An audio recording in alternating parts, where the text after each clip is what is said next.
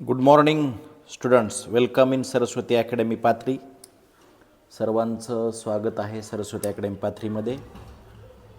आता या ठिकाणी आपला जो SSC बोर्डचा सेकंड पेपर आहे तो म्हणजे इंग्रजी. आणि इंग्रजीचा पेपरमध्ये जर अत्यंत चांगले मार्क्स आपल्याला घ्यायचे असतील तर या ठिकाणी सगळेजण हा व्हिडिओ संपूर्ण आवर्जून पहा. या ठिकाणी पॅटर्न तुम्हाला समोर दिलेला आहे आणि त्या पॅटर्ननुसार आपण पेपर या ठिकाणी सोडवू शकतो. तर लक्ष द्या. पहिला प्रश्न असतो लँग्वेज स्टडीचा. Do as directed, attempt any 4. यामध्ये पहिला भाग आहे तुमचा complete the words by using correct letter.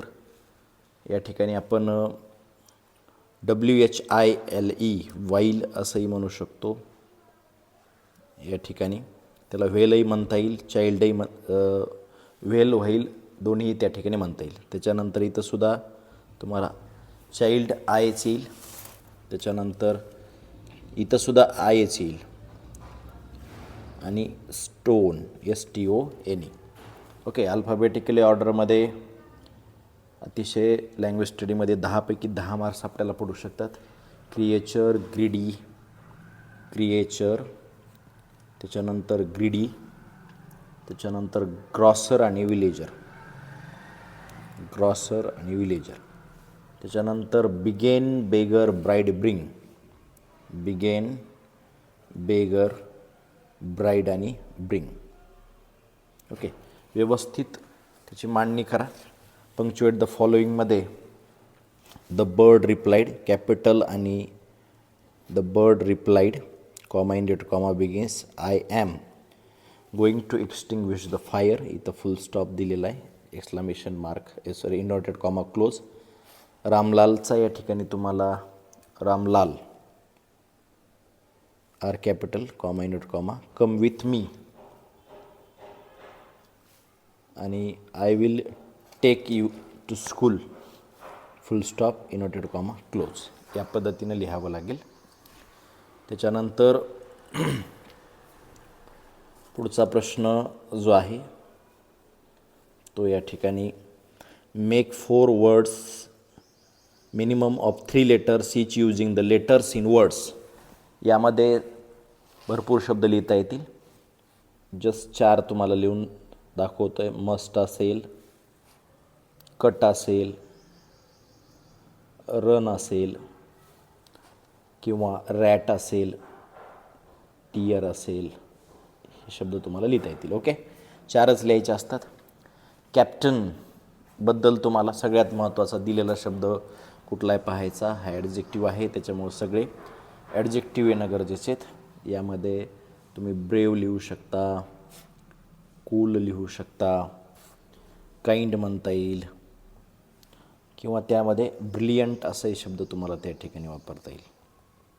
Okay, brilliant आहे किंवा जिनियस आहे, वेगवेगळे तुम्हाला त्या ठिकाणी वापरता येतील.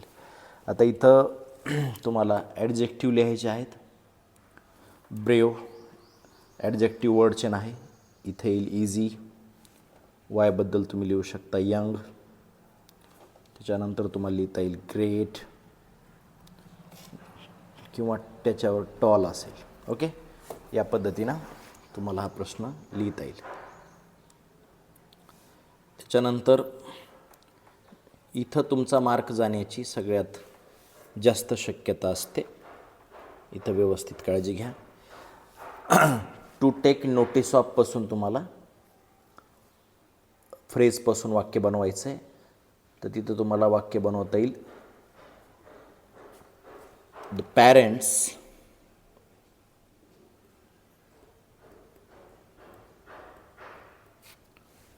must take notice of his child's every movement. Okay, इथं बऱ्याच विद्यार्थ्यांना वाटतं की टू टेक नोटीस ऑफ म्हणजे ॲज इट इज. तुम्ही याच्यात काळात बदल करू शकता, ॲज इट इज त्या ठिकाणी लिहू शकता. माय टीचर वॉज अँग्री. आता या ठिकाणी तुमचे शिक्षक रागवलेले होते. केव्हा रागवलेले होते? त्यावेळेस तुम्ही लिहू शकता when I got less mark. When I got less marks, या पद्धतीने. ओके. आणि ॲड प्रिफिक्स आणि सफिक्समध्ये इथं तुम्हाला इन्स्पेक्शन लिहिता येईल किंवा इन्स्पेक्टर लिहिता येईल, काइंडनेस या ठिकाणी लिहिता येईल. ओके. अनकाइंडसुद्धा लिहिता येईल. आणि इथं तुम्हाला वाक्य बनवायचे आहेत. इन्स्पेक्ट माय बॅग म्हणा किंवा माय मदर इज क्वाइंट, या पद्धतीने तुम्हाला वाक्य लिहिता येतील. ओके. अशा पद्धतीनं हा लँग्वेज स्टडीचा प्रश्न आहे.